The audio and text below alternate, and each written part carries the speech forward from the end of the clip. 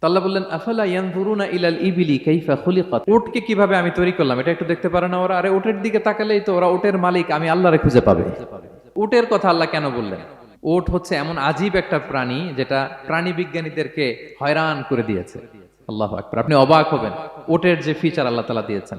মক্কার লোকেরা উটের গোশত খাইতো, উটের দুধ খাইতো, উটের চামড়া দিয়ে দ্য ফাইনেস্ট লেদার তারা বানাতো, উটের উপর মাল নিয়ে বোঝাই করে এক প্রান্ত থেকে আরেক প্রান্তে পাড়ি দিত, নিজেরা উটের উপর রাইডিং করত। এবং উট হচ্ছে এমন প্রাণী যেটা একসাথে 1 মাস না খেয়ে বেঁচে থাকতে পারে। 1 মাস পানিও খাওয়া লাগবে না, খাবারও খাওয়া লাগবে না। প্রাপ্তবয়স্ক একটা উট একসাথে 200 লিটার পানি খেয়ে ফেলতে পারে। এবং উটের পেটের ভিতরে একটা স্পেশাল ওয়াটার চেম্বার আছে, ওই চেম্বারে রেখে দেয়, যখন লাগবে ওইখান থেকে নিয়ে নিয়ে বেঁচে থাকে। 1 মাস না খেয়ে বেঁচে থাকে কি করে? উটের পিঠে দেখবেন একটা কুজ আছে, এই পুরো কুজটা হচ্ছে চর্বির আধার। ওটের যখন খাবার থাকে না মরুভূমিতে, মাসের পর মাস যখন চলে, ওই চর্বি থেকে এনার্জি নিয়ে সে মরুভূমিতে চলে, সে না খেয়েও বাঁচতে পারে।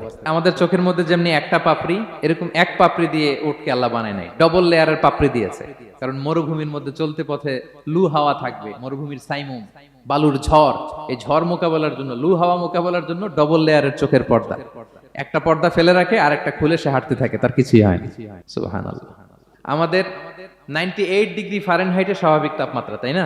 99 ডিগ্রি হলে আমাদের জ্বর, 100 ডিগ্রি হলে জ্বর, 101, 2 সর্বোচ্চ আমরা সহ্য করতে পারি। এর বেশি যদি হয়, 103 ডিগ্রি হলে বেহুশ হয়ে যায় মানুষ। 4 ডিগ্রি হলে আমাদের দেহের ভেতরে যে কোষগুলো আছে এগুলো মরে যায়।